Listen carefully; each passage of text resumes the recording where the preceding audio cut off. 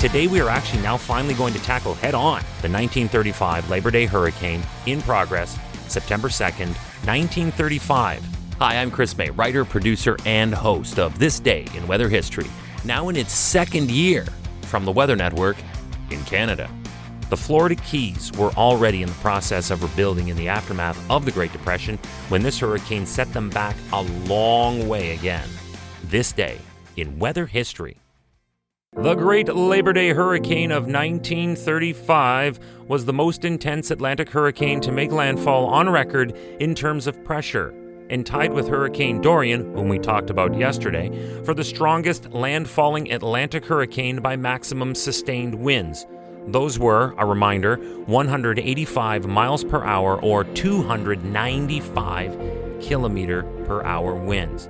It was also the most intense Atlantic hurricane on record until Hurricane Gilbert in 1988. In its time, it was known as Hurricane 3. It was the fourth tropical cyclone, third tropical storm, second hurricane, and second major hurricane of the 1935 Atlantic hurricane season. The Labor Day storm was one of 4 Category 5 hurricanes on record to strike the continental United States, along with Andrew in 92, Camille in 69, and Hurricane Michael in 2018. And in another eye-opening metric, it was the third deepest Atlantic hurricane on record in terms of barometric pressure, behind only 1988's Gilbert and 2005's Hurricane Wilma, which we've also already covered on this podcast. Remember, this is the year 1935. The Great Depression hit the world hard with the stock market collapse in 1929 and went on to be the worst economic downturn in the history of the industrialized world, lasting until the year 1939. The hurricane experienced a rapid intensification, passing near Long Key on the evening of Monday, September 2nd. This day in weather history. The region was hammered by a massive storm surge as the eye passed over the area. The surge was approximately 18 to 20 feet. That's 5.5 to 6 meters when it swept over the low-lying islands. When the waters quickly receded, it revealed all new channels connecting the bay with the ocean. Powerful wind gusts and high sea levels continued into the next day, hampering all rescue efforts. The storm continued along the Florida west coast, weakening before its second landfall on September 4th. The storm devastated the region's already weakened infrastructure.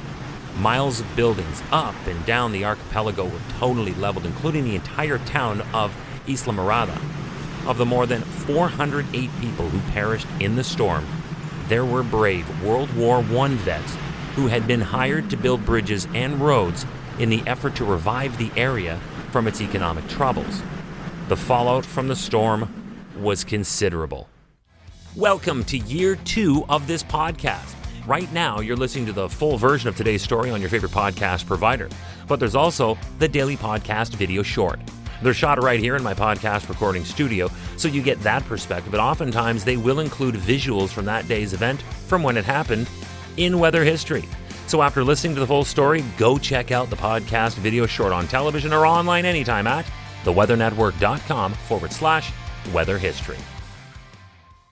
Famous author Ernest Hemingway, known for his classic The Old Man and the Sea, brought supplies to the disaster area on his boat Pilar and saw the devastation firsthand.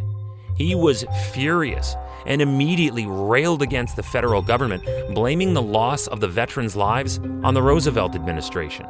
During its rampage, the Labor Day hurricane caused some $6 million in 1935 USD damage and killed an estimated 600 people in total. The links, rail, road, and sea that chained the islands together were broken. The storm caused wind and flood damage along the Florida panhandle that went all the way up into Georgia, including significant damage to the Tampa Bay area. Isla Mirada was devastated. Although the hurricane's destructive path was narrower than most tropical cyclones, its eye was 8 miles or 13 kilometers across, and the strongest winds extended out 15 miles or 24 kilometers from the eye. The United States Coast Guard and other federal and state agencies organized evacuation and relief efforts. Boats and airplanes carried injured survivors to Miami. The railroad that was wiped out was never rebuilt. Temporary bridges and ferry landings were built as soon as materials could arrive. And that last gap that severed the overseas highway linking Key West to the mainland was finally completed 3 years later on March 29th, 1938. Things mercifully returned to a new normal after being devastated by the Labor Day hurricane of September 2nd, 1935, this day in weather history. Tomorrow is September 3rd, and for this, we're talking about fog. But this fog event rocked the busiest major highway in the country of Canada, Highway 401. The September 3rd fog disaster with me, your host, Chris May.